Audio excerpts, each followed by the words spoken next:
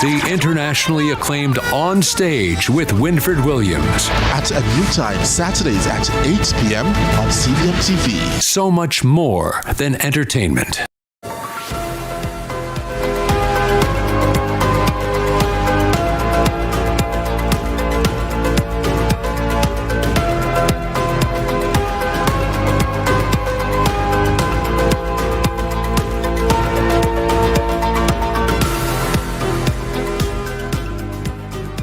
It's Tuesday, October 29, 2024. This is CVM News at noon. I'm Ramon Gordon. We start on a somber note. 25 persons were left without homes as a fire depredated their residence on Water Lane, downtown Kingston on Sunday. Fire units responded to the blaze but were unable to save the fully engulfed structures. One unit from Trenchtown Fire Station initially responded. They called for assistance, which came from the Rallington Town and the York Park Fire Station. A total of 15 firefighters were involved in firefighting operation, which lasted for approximately 3.5 hours. The number of persons affected during this fire, a total of 23.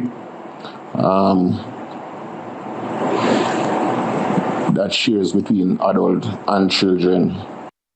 Gooden says the structures were totally devastated due to the type of construction. The fire totally destroyed the structure as a result of the type of constructions that was used, primarily board and zinc. We are not certain at this point in time as to the cause of the fire. However, we know that substantial amount of damage was done to the properties, which was confined to premises at number 31 and number 33 Water Lane. The fire is now under active investigation to determine what could have been the possible cause of this fire. Jamaican jurist Dr. Chantal Onanaiwu was officially sworn in today as a judge on the Caribbean Court of Justice, or CCJ. With over 20 years of experience in CARICOM and international trade law, Onanaiwu fills the vacancy left by Justice Jacob Witt, who retired last year. Her appointment by the Regional Judicial and Legal Services Commission followed a rigorous selection process involving candidates from across the region. Speaking at this morning's swearing-in ceremony, Justice Onanaiwu shared that she is prepared to tackle the immense responsibilities ahead. Our Caribbean Court of Justice plays a pivotal role in advancing the rule of law in our community and building Caribbean jurisprudence. During my tenure, I will work assiduously to contribute to shaping the jurisprudence and overall direction of this august institution, which is at a critical juncture as it approaches its 20th anniversary. Prime Minister Andrew Holness at a house handover in St. Thomas says the government aims to uplift the entire society by replacing informal housing. He, however, emphasizes that it won't happen overnight. It was a disaster for us. And I would like to thank the community also to assist us on that day. Very grateful. As a government, we can replace those little shacks and hovels and living in cars and, you know, some people living under cave and all kinds of terrible situations. If we can replace that with proper housing, then we would have lifted the entire society. And that is the system that we have put in place. So essentially what I'm saying is that, yes, I understand the problems that you face, the issues that you have, but it is not going to happen like this overnight. The Director of Communications at the Major Organized Crime and Anti-Corruption Agency, Major Basil Jarrett, says technology is making criminal networks more sophisticated in their operations. Speaking on Lead Story with George Davis, Jarrett highlighted that these technological advances are creating new challenges for law enforcement. We are seeing where cyber is becoming an increasing part of the criminal toolbox. So you have crimes that have always been around, even before cyber. But those crimes have been supercharged by the advent of cyber. These are crimes that they can happen outside of the cyber domain, but the cyber domain allows perpetrators to be more efficient and more effective. These are, in the business, we call these cyber-dependent crimes, where they're crimes that have always been around, but they now depend on cyber to be better activated. And then you have those straight cyber crimes, which is, I take up my computer, I go online and I hack into your computer and I hack into your bank account, and I get access to your funds and all of that. So we are seeing that criminals are going into both spaces, and with AI on the horizon, it's becoming more and more, it's becoming easier for persons. In 2018, over 2,000 Jamaicans lost their lives to stroke. That's why the Jamaica Stroke Alliance is urging citizens to learn the signs and symptoms. Speaking on Sunrise, the Alliance's medical chair, Dr. Kimikawa Morgan-Chana, explained the BFAST acronym, a simple way to recognize the signs of a stroke. So we want people to understand there are therapies available for stroke. And way to get it is to understand when a stroke happened. Right. How do I spot a stroke? Be fast. B for balance. If you have a sudden loss of balance, dizziness, then you need to go to the hospital. If E is for eye, if you have loss of vision in the eyes or one eye, straight to the hospital. If you have facial weakness, then you may have a side of when you look at the person, you say smile, they have a crooked smile. That is a sign that they may have a stroke, and then they go straight to the hospital. And then A, arms. There is a sudden loss of power, or there's weakness in one arm or one leg. The arm, and it just means the limbs. Something's wrong with my limbs. I can't walk, I can't do things with my hands. That may be a sign that I have a stroke and I need to go straight to hospital.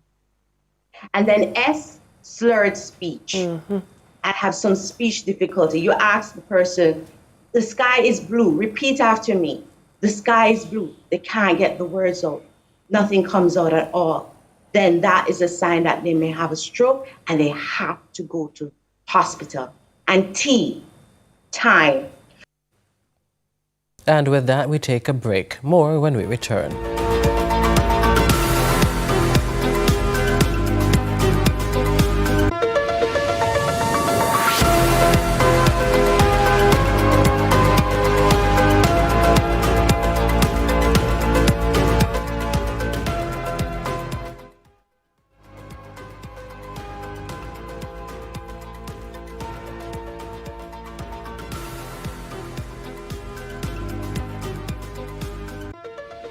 What's your story? What's your sign? You're dreamers. Don't care what other people say. We're doing this in our own way. We come alive. We come alive. We come alive.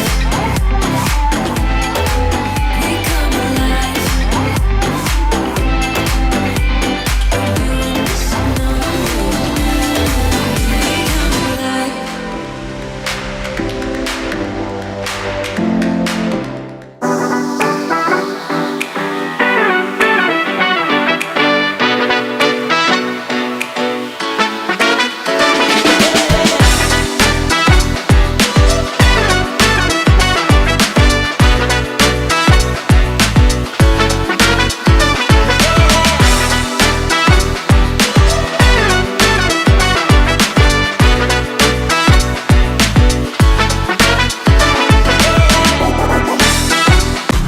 Weathered the storm, but rebuilding and preparing for back to school have taken a toll. It's time to get some money in your pocket. At Chris and Charles, we understand your financial needs. With just a quick call, you can access funds to catch up on bills and cover unexpected expenses. Our process is fast, simple, with funds deposited in your account in no time. Don't stress, get money in your pocket. Call 876-926-0609 or visit our website today. Conditions apply. When you think loans, think Chris and Charles.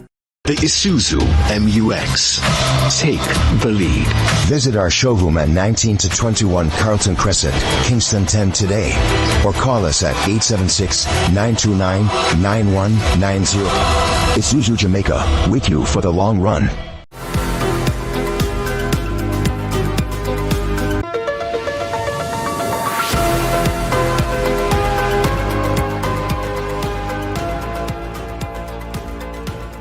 Welcome back. You're watching CVM News at noon. A late-night confrontation between police and two young men has left a community in southern St. Andrews shaken and demanding answers. Tensions are high as residents question the actions that led to one life lost and another left in critical condition. The residents and family members took to the streets in a fiery protest to vent their anger. Shantae McNeil has that story. A gaping hole in this wall marks the end of a high-speed chase between lawmen and two civilians, leaving one dead and the other fighting for his life after being shot then struck by a police vehicle. The incident occurred just after 11 Saturday night on Woodpecker Avenue in southern St. Andrew. Residents recount that the deceased, Jaheem Morris, was testing his new motorbike with a friend when the chase ensued. The two victims were taken to the hospital where Morris was pronounced dead and his friend remains in critical condition. Locals say a similar incident took place around this time last year with no perceived justice. It's why early Sunday morning they took to the streets in a fiery protest.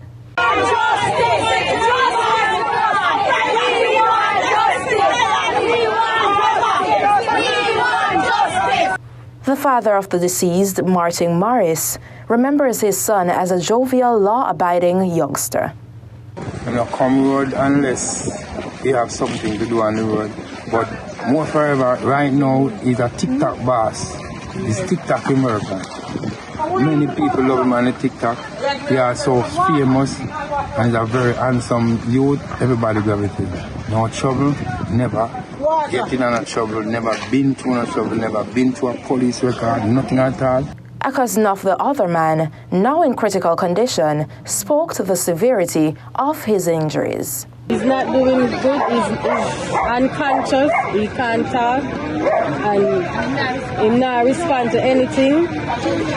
And even when I wake him, I try to not talking or anything. His neck fracture, him have a split in an head, him hand broke, him have a big back, he can't move, him foot bandage up, have a big scrape on it. The policeman deal with them bad. She recounted the harrowing details. And another one was dead, the policeman drive directly over him. And when them over him, and them see say him a move because my nephew been unconscious, him go over the policeman go over him with the gun and said to the next man, say, when me for the boss? Because him not dead yet. And same time when the rest of family member them come on and say, when you can't shoot them in front of me. And then now the rest of police them, take out the liquor them out of the police them car will lick them and put it in a private vehicle and then drive off. And as for proof of this, nobody does say none. All them do are running. No gone in yard, no video, no police. No video, no picture. The one where then auntie take picture and video and them take the phone from her and delete everything. Who did that? The policeman. For relatives, the alleged lack of response from the police has left them searching for answers. Morris's father speculates that his son's motorbike may have been a factor. But at the time, the bike might be not around the papers, but he has his license. So he just get the bike out Friday, Thursday. So I don't know if he may get it straightened. So that might be the outcome why them chasing him. So I don't sure what the motive. For CVM News, I'm Shantae McNeil. Meanwhile, the Independent Commission of Investigation has launched an investigation gathering witness statements on the incident, responding to residents' claims that evidence of the incident on their phones was destroyed. Head of Indicom Hugh Faulkner confirms the matter is under active review. Residents further allege that officers were under the influence of alcohol during the incident. The Sanmera Foundation is back in the spotlight, this time recognized for its contributions to local healthcare. The organization has been instrumental in paving the way for improvements in the health system, particularly in support of severe burn victims. Adrian Williams brings us to the gala.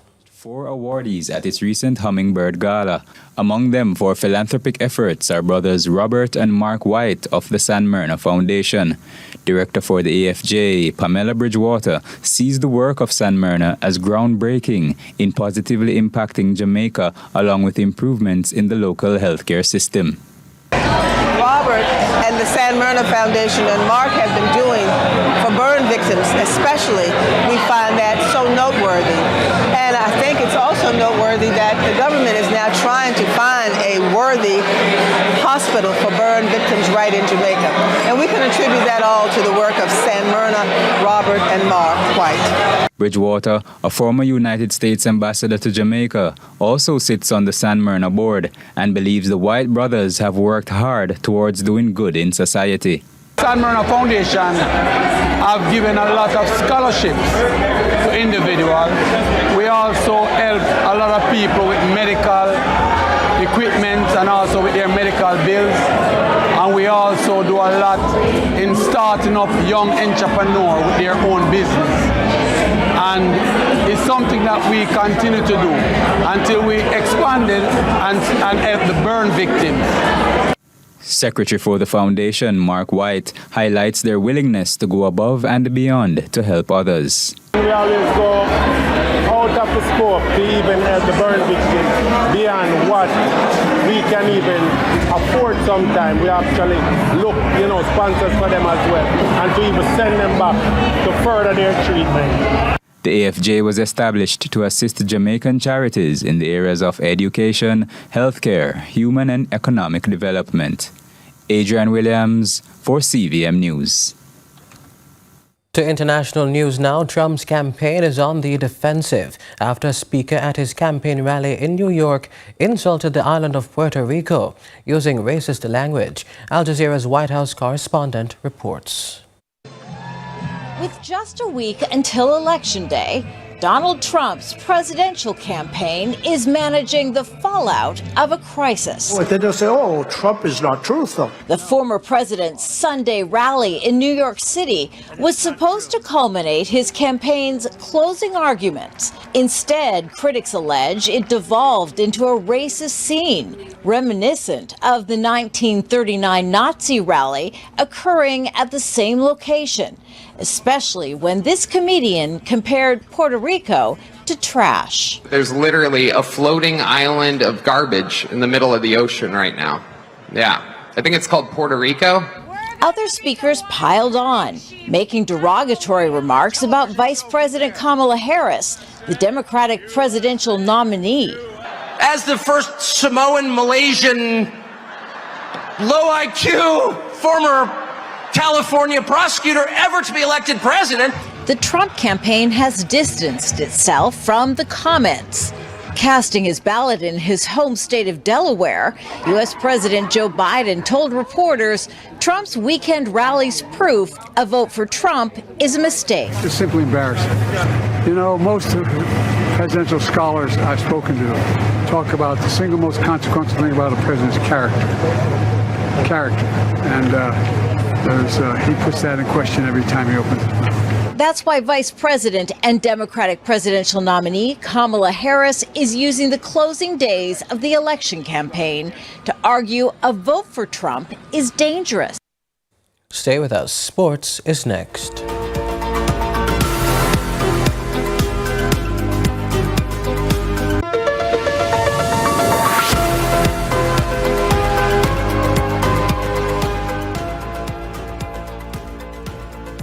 SuperMed Family of Pharmacies, your trusted partner in health and wellness for over 30 years, with 8 convenient pharmacies across Eastern Jamaica. SuperMed Mall Pharmacy, SuperMed New Kingston, SuperMed Pepin, SuperMed Port Antonio Pharmacies 1 and 2, Claire's St. Mary, Lloyd's St. Thomas, and a convenient